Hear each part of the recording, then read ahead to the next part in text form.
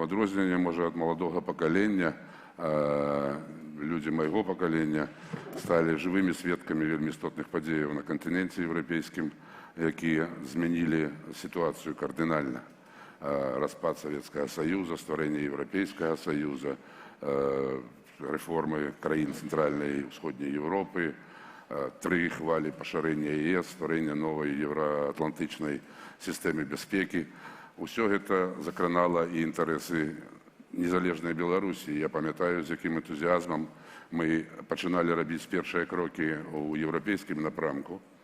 Але, на жаль, з 1994 года Лукашенко пачаў праводзіць яўную антыеўрапейскую палітыку у поўнай адпаведнасці з яго тэзісам, што ён свой народ за цывілізаваным светам не павядзе. Ён абсалютна ігнараваў адчыненыя дзверы Еўрапейскага Саюзу і ўсе магчымасці наладзіць супрацоўніцтва з еўрапейскімі партнёрамі. І таму мы сёння павінны адзначыць, што Беларусь знаходзіцца ў вельмі складаным становішчы. Чаму? Таму што гэта адзіная краіна ў Еўропе, якая не з'яўляецца членам Савета Европы. І з гэтага пункту гледжання, Роза, гэта чорная дзіра на мапе Европы. Да? Это адзіная краіна в Европе, якая прымяняе смяротнае пакаранне. Это адзіная краіна в Европе, якая не мае дагаворных базавых адносін з Еўрапейскім Саюзам.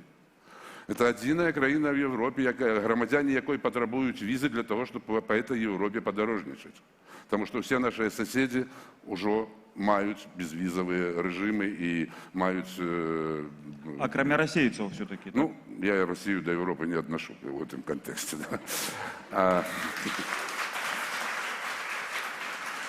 Это адзіная краіна в Европе, якая не падтрымлівае нацыянальную мову. І, можа, на жаль, last but not least, это адзіная краіна в Европе, якая мае рэальную рызыку страціць свой суверэнітэт і незалежнасць.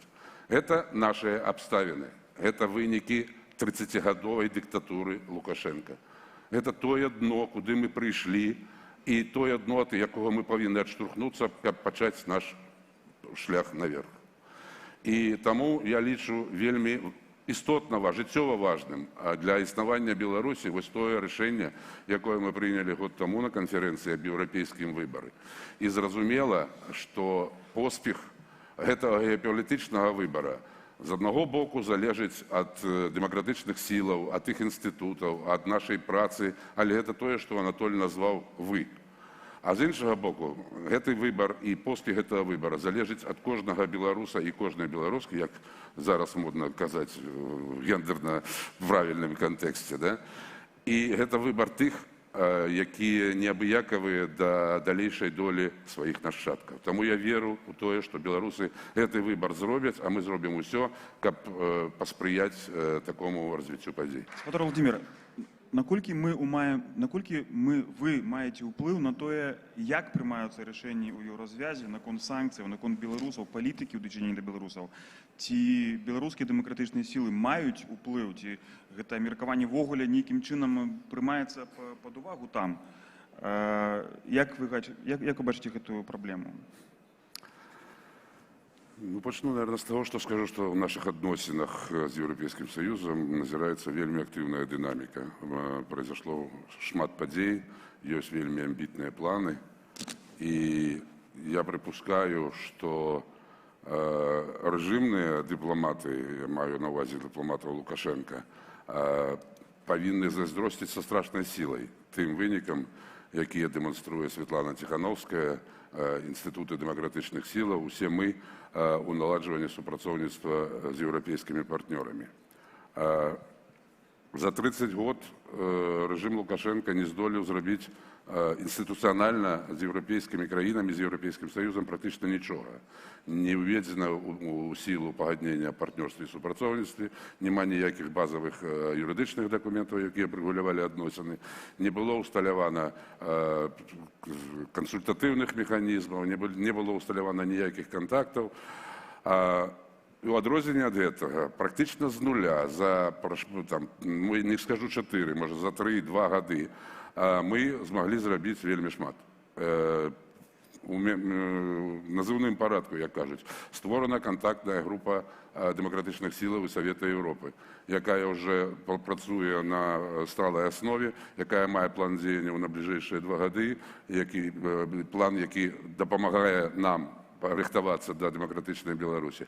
Створена консультативна група з Європейським Союзом, яка вже провела 3 засідання, зараз ми рихтуємо 4-те на снежень цього року. Це той механізм, який Європейський Союз має з усіма третіми країнами. І зрозуміло, що у випадку Совєту Європи всі відносини з режимом Лукашенка заморожені, у випадку з Європейським Союзом вони лімітовані на певному рівні. Підписано унікальне погодження з Європейським парламентом об співпраці, яке так само дає можливість поширити працю наших груп за Білорусь у різних країнах, поактивізувати працю нашого координаційного совєту. І ось з цим усім багажом я кажу, що у нас створені, об'єктивно, у нас створені умови з нуля для того, щоб наша повістка не гублялася, для того, щоб голос білорусів був чутний. І ефективність цієї праці у многом залежить і від нашої самоорганізації, але я впевнений, що ми на правильному шляху, що ми робимо нужну справу. Ми ведаємо, що режим Лукашенка вже втратив свої позиції тут, і може, не ведаю, провокаційна пропанова з уліком тих виників, які мають демократичні сили, може, треба пропонувати Лукашенку зачинити свої амбасади в європейських країнах і використати сродки на едукаційні і мобільні програми з Європейським Союзом. Я думаю, це буде більш користі для білоруського народу. Великий дякую, Володимир.